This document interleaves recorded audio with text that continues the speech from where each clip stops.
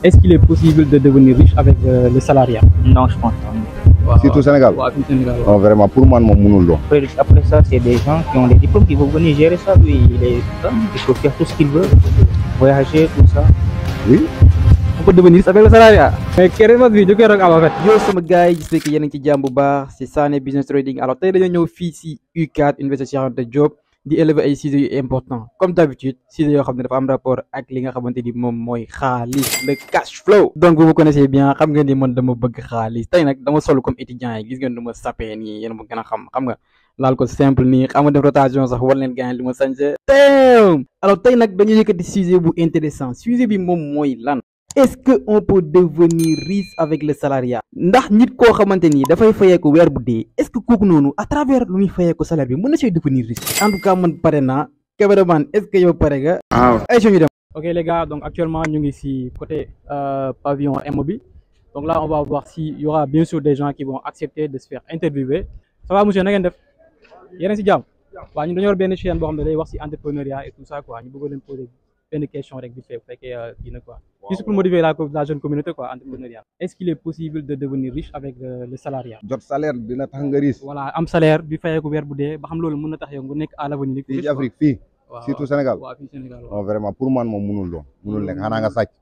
mënul nekk nekk ci mooy loolu gouvernement bi di dóor rek. lan moo tax nga ne loolu mënul nekk quoi en fait. xoolal rek lu ñuy fay fii ay 200 000 300 000 loolu mënul yor njaboot yor kër yor lépp nga tekki si mënoo ci investir dara. loo ci am rek da nga koy lekkaat balaa weer bi dee. da nga koy lekkaat balaa weer bi dee. waaw genre noo koy lekkee logement yi dafa cher wala boog. dafa cher lépp cher fii. lépp cher.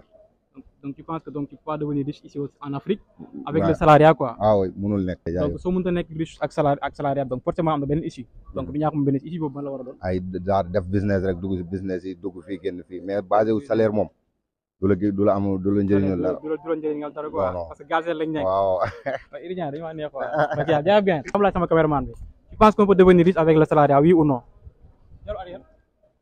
Tu penses qu'on peut devenir riche avec le salariat oui ou non? Non. On peut pas devenir riche avec le salariat. Pourquoi? Ah yaa ma gën a xam fii de Sénégal yaa ma gën a xam nga rek. Non, on veut savoir le pourquoi quoi ba xam xaalis bi wala. waaw mais laajal gars yi rek xam naa gars yi ñu ëpp idée quoi.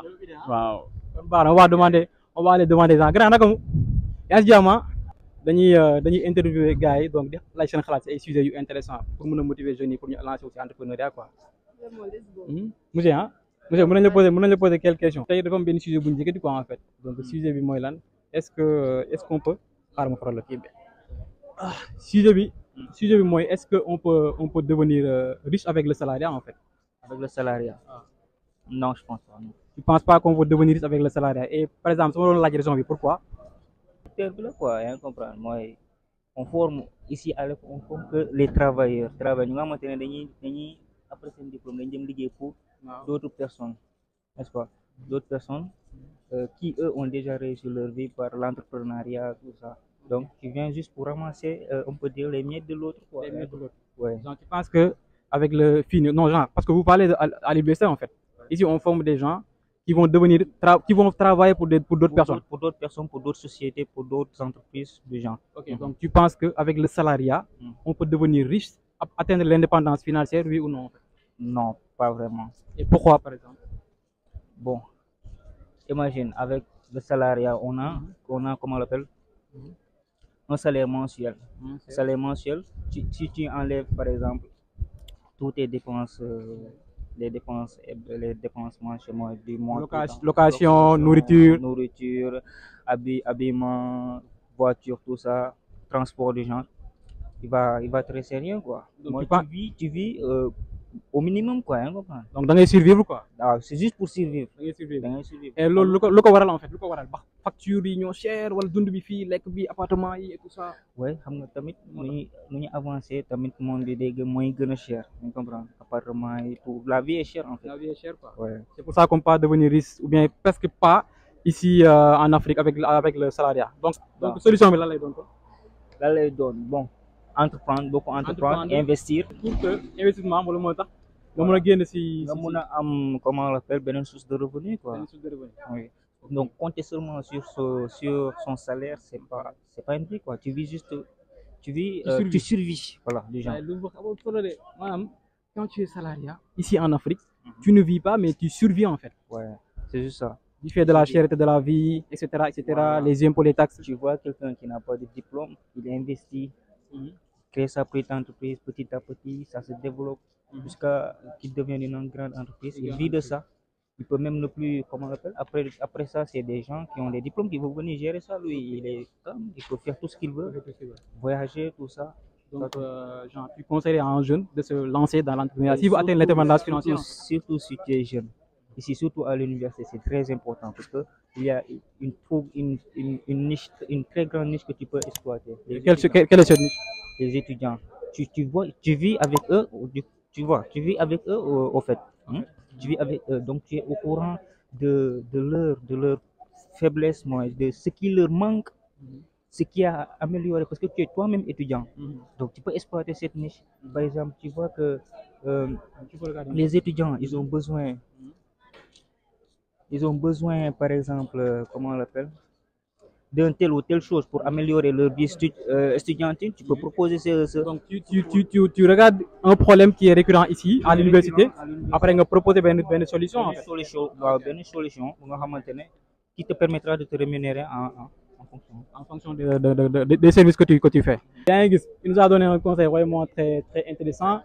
On est que jeune par exemple, donc meilleure solution pour atteindre l'indépendance financière, ce n'est pas de se lancer dans le salariat, mais de se lancer dans l'entrepreneuriat. Il a évoqué un sujet très important. Moi, fini université par exemple, donc on détecte un problème. Il apporte une solution en fait. Parce que quand tu ne détectes pas un problème, donc on a une solution. Si vous avez fait ça, vous avez fait ça, vous avez interview, une minute rek. Ah? Gars, gis nga jigéen ñi moom saa yi loolu dañuy taw caméra yi ils ne veulent pas parler d'argent. Grand naka mu ça va, vous allez bien? Vous parlez wolof un peu français? Vous parlez français? On aimerait vous poser une petite question. Donc on a une chaîne qui parle d'entrepreneuriat ici au Sénégal et on interviewe les gens pour savoir leur avis sur certaines questions, juste pour motiver les jeunes entrepreneurs à se lancer en fait. Déjà, c'est comment votre nom? Moi, c'est Amadou Soare. Amadou Sow. Soare. Amadou Soare. Oui. Vous êtes étudiant à l'université Cheikh Anta Diop. Oui. Quelle filière? Physique chimie. Physique chimie. Ok, donc c'est vous qui réalisez les grandes œuvres quoi en fait. La question aujourd'hui c'est de savoir est-ce qu'on peut devenir riche avec le salariat? Est-ce qu'on peut devenir riche avec le salariat? Oui. On peut devenir riche avec le salariat. Mais quelle réponse en fait? On peut devenir riche avec le salariat en fait. Mais comment? On peut devenir riche avec le salariat? Comment devenir riche avec le salariat? Bon, en travaillant. On sait qu'en travaillant, par exemple, tu peux nous donner par exemple un salaire, par exemple, ou quelque chose, ou bien dans un domaine où quand tu es salariat, par exemple, tu peux t'en sortir. Un boulot, par exemple, que vous connaissez, un travail que vous connaissez, qui peut permettre de devenir riche avec le salariat en fait. Au boulot, bon, je vais dire, par exemple, si tu as gagné, si tu es un agriculteur, par exemple, ou bien voilà. Mais l'agriculture, c'est pas un fonctionnaire. Un fonctionnaire. Comme les ministres. Les ministres, voilà. Mais on sait tous que le nombre de ministres, ce n'est même pas 0,080%. Ah, le nombre de ministres. Bon. Il faut dire que peut-être les professeurs encore. Les professeurs. Donc les professeurs, tu penses qu'ils sont riches en fait? Ah oui, ils sont riches. Tous les professeurs, ils sont riches? Bon, tout, hein. Donc quels sont les professeurs qui sont riches en fait? Qui sont des salariés en fait? Hein? Quels sont les professeurs qui sont riches? Les professeurs qui sont riches. Comme les professeurs qui sont là, par exemple. À l'université Cheikh Anta Diop. Mais on peut les compter, ils ne sont pas trop nombreux. Et tous les étudiants ne peuvent pas devenir des professeurs en fait. Oui, ça même c'est vrai. Tous les étudiants ne peuvent pas devenir des professeurs. Donc vous êtes pour, en général, qu'on peut devenir riche avec le salariat. En tout cas, merci beaucoup, on est bien content. Alors, moi, je suis riche si salariat. C'est pour que je sois riche salariat, donc moi, je suis professeur, tu peux devenir riche dans le salariat. Je lui ai posé des questions pour savoir, mais non, mais là, je vois que les réponses, ça ne me convient pas trop. Mais après, je crée un quoi. Parce que connecte avec réflexion, connecte avec nous et tout ça. Est-ce qu'on peut devenir riche avec le salariat? Avec le? Non, même pas. Quoi. Donc pourquoi tu penses qu'on peut pas devenir riche avec le salariat en fait?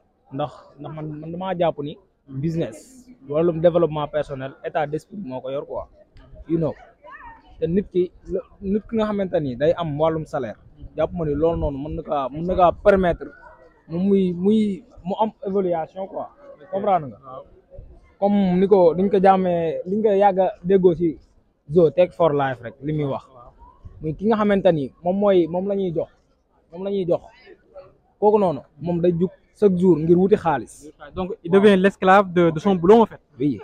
su yeewoo day sangu jël métro bi dem ñëwaat il n'a pas de vie de famille, il n'a rien du tout. ok jeex na te ba pare kooku noonu maanaam li nga xamante ni moom lañ koy fay bu si defee ay kiwam rek mu jeex ay quelques business am.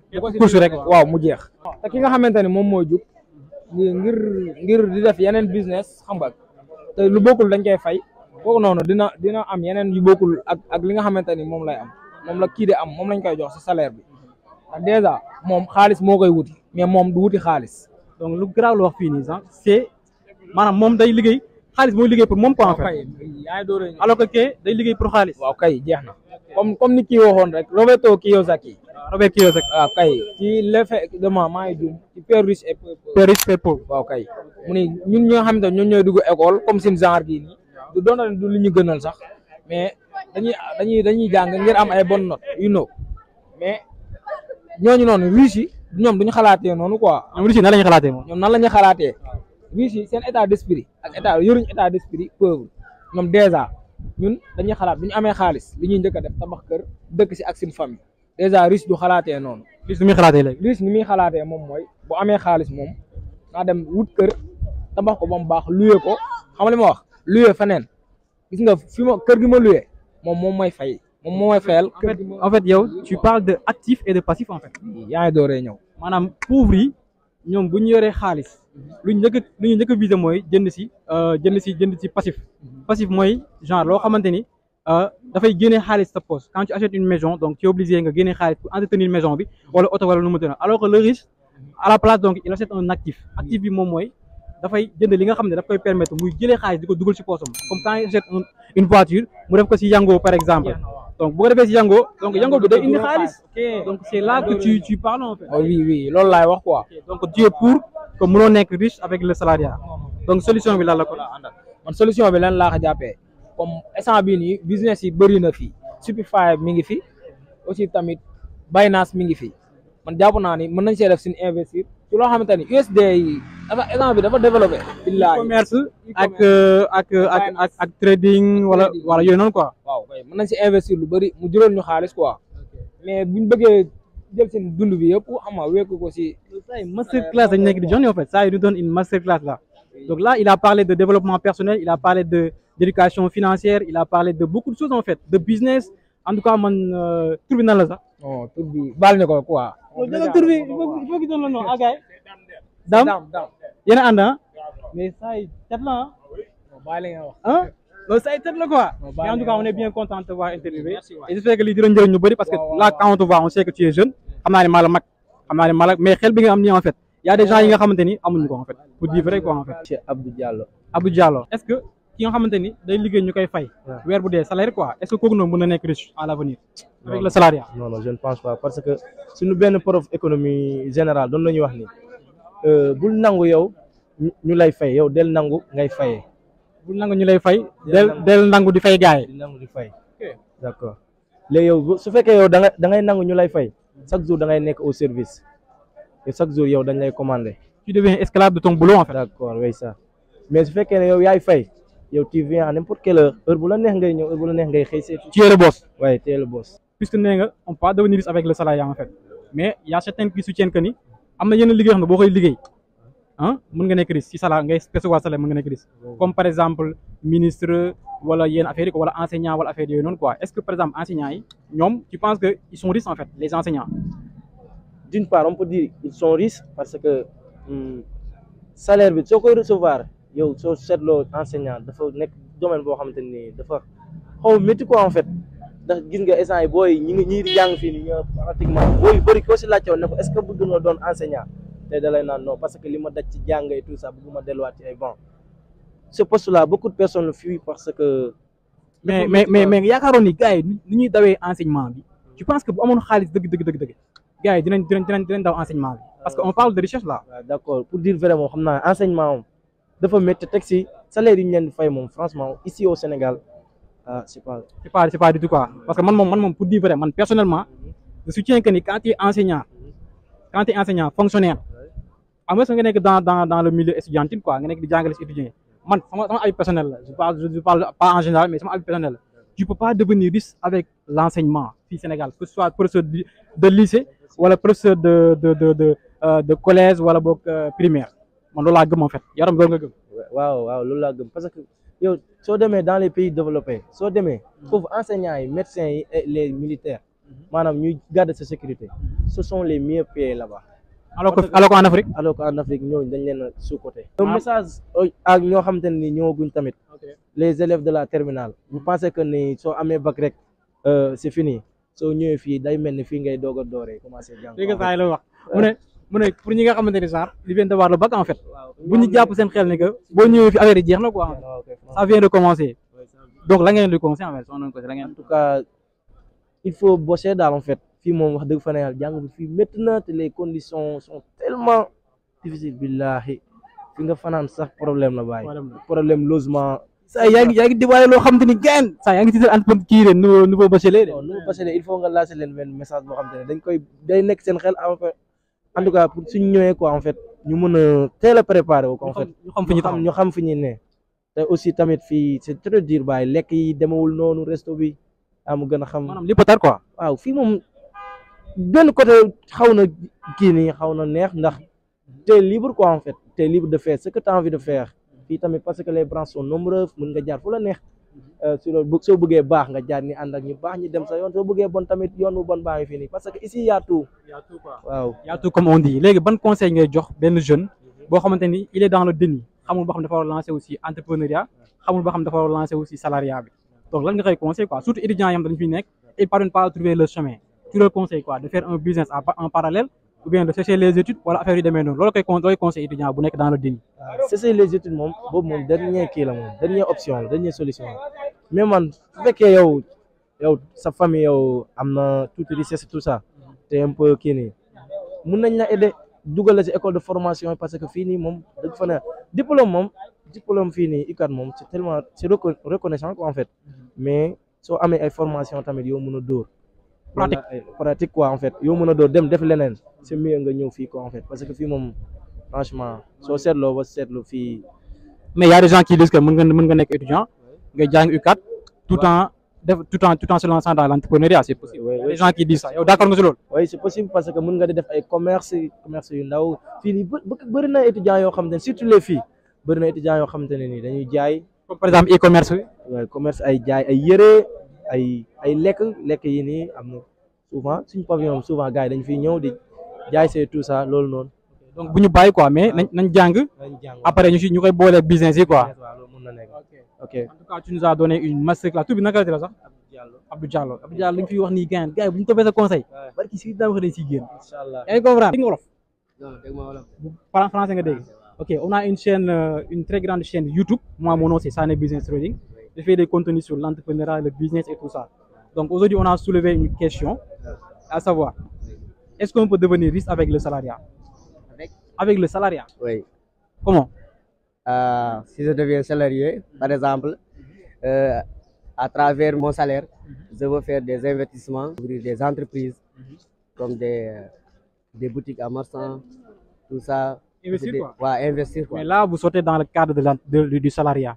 Parce qu'un salarié, quand il se lance dans l'investissement, donc il ne devient plus un salarié seulement, mais il devient les deux en fait. Un investisseur. Voilà, mais quelqu'un qui est uniquement dans le salariat, est-ce qu'il peut devenir riche financièrement, libre? Non. Vous ne pensez pas? Non, je pense Pourquoi vous pensez pas? Je pense pas. Pourquoi vous ne pensez pas qu'il peut devenir riche? Il y a un salaire quoi. Un haut salaire. Tu veux devenir riche. Hein. Comme par exemple, épargner quoi. Donc tu penses que par exemple, quand on est professeur, donc, et qu'on épargne, on peut devenir riche? Oui. Quand on épargne, on peut devenir riche par rapport à tes épargnes quoi. Je pense qu'avec l'épargne, on peut devenir riche. Peut-être. Oui. En tout cas, merci beaucoup. Avec quand tu es salarié en fait, on peut devenir riche. Mais en épargnant, devenir riche. Gars, les femmes, ils ne le savent pas. Mais grave. Diallo. Monsieur Diallo tey dañoo soulevé woon benn n'est-ce pas vous êtes étudiant ici à l'université Au département de philosophie en 3e année. Département de philosophie. En 3e année. Ok donc tey dafa am benn question bu ñu soulevé woon quoi en fait mooy est-ce qu'on peut devenir riche avec le salariat? Tout simplement l'organisation. Parce que ça ne demande pas, par exemple, d'avoir beaucoup d'argent pour être riche. C'est l'organisation, c'est dans la tête, c'est dans l'esprit. On peut partir avec un petit salaire et avoir, par exemple, de grands salaires, être un milliardaire. C'est possible de partir du salariat et devenir riche. Ça demande juste l'organisation, ça demande juste la patience et comment il faut s'investir et avoir une certaine mentalité d'organisation. Par exemple, supposons quelqu'un qui est dans la fonction publique, c'est un salarié, soit un enseignant ou bien, voilà, par exemple, un enseignant qui perçoit un salaire boo xamante ni 600 000 la muy fay ko 600 000 par exemple. Tu penses qu'avec 600 000 même su organisé qui épargne wala yooyu noonu ba xam tu penses qu'avec 600 000 un enseignant salarié peut devenir riche? Oui, il peut devenir riche. Par exemple, comme tu l'as dit, épargne. Chaque fin du mois, il faut dire, par exemple, chaque fin du mois, je vais épargner 15 000 francs, 20 000 francs. C'est à toi de l'unir. Ça dépendra de ta condition sociale, de tes conditions sociales. Par exemple, si tu le fais chaque année et au fur et aux 2 ans, 3 ans, par exemple, cette épargne-là, après, tu vas investir aussi une affaire, après, mu jural la benn xaalis. Après, nga nekk si au fur de quelques années, di nga riche. Donc, intéressant. Da nga ni bu fekkee da nga nekk dans le milieu salarial, nga bëgg see génn, il va falloir investir. Donc, on est d'accord que donc il faut investir pour nga mën a génn, nga mën a nekk riche quoi en fait, nga mën a atteindre liberté financière. Mais quelqu'un qui n'investit pas, un enseignant qui perçoit 600 000 par mois, qui n'investit pas et qui, comprends nga, qui koo xam ne dafay dund quoi en fait, loyer, genre il a le train de vie d'un Sénégalais lambda, mais avec 600 000, tu penses qu'il peut devenir riche comme ça? Non, ce serait très difficile qu'il soit riche ou bien qu'elle soit riche. Parce que day jafe pour mu riche quoi. Ndax par exemple bu dee enseignant bi am na 600 000 par exemple chaque fin du mois et avant fin du mois bi mu lekk 600 000 bi am na ñoo xamante ne sax avant fin du mois dañuy lekk 500 ba lii nii ba di leb. bay leb après bay leb quoi. Loolu noonu mënoo si riche. En tout cas pour quelqu'un qui travaille qui est un fonctionnaire. Pour être riche, pour moi, il faut nga def ay épargne quoi. Il faut nga def ay épargne, c'est très important. Ba pare investir. Épargner, investir. Loolu noonu mun na la jural lii nii lu bëri. Mais par exemple bu dee da ngay lekk chaque fin du mois par exemple nga 500 000 bi nga fayee ko yëpp nga lekk ko en un mois loolu noonu pour man mun na si nekk riche quoi. Tey jii ban conseil ngay jox benn jeune boo xamante ni il est à l'université Cheikh Anta Diop parce qu'il y a des étudiants qui sont ici parce que moi j'étais ici en 2020-2021 mais j'étais dans le déni. Man xaw ma ban voie laay suivre quoi en fait, j'étais un peu comme perdu. Je me voyais entre le salariat et l'entrepreneuriat. Donc lan ngay conseiller jeune boo xam ne il est dans le déni xamul fan lay suivre, soit il doit continuer ses études fii si université Cheikh Anta Diop pour avoir le diplôme et peut-être s'incruster dans le milieu salarial, wala boog tu conseilles à ce jeune de laisser les études, wala boog tu conseilles en 3e lieu mu nekk dans les études et mu def business. Léegi mun nga def ay études en même temps ngay def ay business loolu pour man loolu moo gën quoi. Ndax tey par exemple boo bàyyee études yi nga dem defi business tamit kese saa nga jàng tamit loolu tamit day métti si yow. day waar ak investissement bu ñu def si yow quoi, si éducation. waaw day métti si yow pour man il faut allier les études et la business. Et le business. Xanaa professeur de finance mais non dama professeur de finance, c'est que damay suivre ay ñoo xamante ne dañuy wax si affaire investissement genre yooyu dama leen di suivre quoi. En tout cas tu nous as fait une masterclass donc j'espère que gars yi dinañ toog parce que gars yi dañoo dëgër bopp sama public gars yi dañoo dëgër bopp naan waaw yor naa 500 000 mais fa laa koy dugal étudiant la na pense à l'avenir, pouvoir lancer un business et devenir ton propre boss en fait. Parce que être indépendant financièrement c'est vraiment important quoi, c'est vraiment important. Ndax études yi léegi par exemple comme ni ma la ko waxee rek salaire kese ak monde bi fu mu toll nga xamante ne lépp a cher pour man salaire kese doyul quoi. Ça demande inflation bi inflation il faut nga am yenn expérience yi tamit loolu da siy baax quoi. Parce que jàng kese doyul quoi. Il faut nga am yenn expérience yi loolu nag boo ko bëggee lii il faut nga dugg si monde entrepreneur affaire yooyu noonu finance investir avec genre yooyu noonu ngay jàng si quoi pour nga mun a lii nii. Donc rendez-vous dans 2030 pour voir le PDG avec des centaines de milliards. Parce que on n'est pas obligé forcément ñu génn si études yi mën nga nekk di def étude en même temps ngay entreprendre comprendre nga question de temps la parce que bu jotee rek mën nga ko def ak audace. Parce que y a des gens yi nekk fii parfois dañuy am complexe bi man gis naa fi ay étudiants dañuy jaay ay buy dañuy jaay ay beignet dañuy nettoyer ay dàll si pavillon yi. Imagine combien de pavillon ñoo fi nekk pavillon bu nekk ba fa duggee bàyyi sa contact bàyyi fa sa carte visite les gens ils t'appellent nga nettoyer leen seen dàll nga am xaalis nànk je vois des gens qui le font mais loolu ku complexé mënu koo def en fait après quand tu as un peu de fonds tu peux te lancer dans un business créer benn magasin tu donnes quelqu'un mu la koy gérer en parallèle avec tes études c'est possible man je dis tout le temps ni que il faut ñu am audace def parce que dans 5 ans 10 ans peut-être 20 ans les regrets seront beaucoup plus nombreux ku nekk danaa mais man la moo tax def ma lii may nekk may toll fii la moo tax def ma nii en fait moo tax question bi ma noonu c'est très intéressant en tout cas ñu le remercier bu baax a baax